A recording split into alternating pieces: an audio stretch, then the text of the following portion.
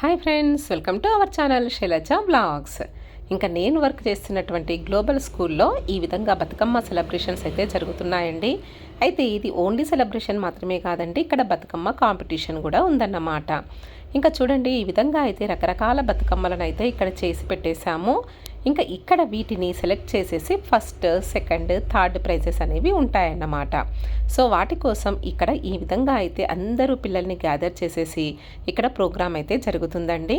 అంటే బతుకమ్మకు సంబంధించినటువంటి కథ, పురాణ కథలను ఎక్స్ప్లెయిన్ చేయడము, అదేవిధంగా బతుకమ్మ ఎందుకు ఆడుతాము, ఏంటి దాని యొక్క స్పెషాలిటీ ఏంటి అని ఇవన్నీ కూడా పిల్లలకు చక్కగా ఎక్స్ప్లెయిన్ చేసిన తర్వాత ఇంకా బతుకమ్మ కాంపిటీషన్ అనేది స్టార్ట్ అవుతుంది.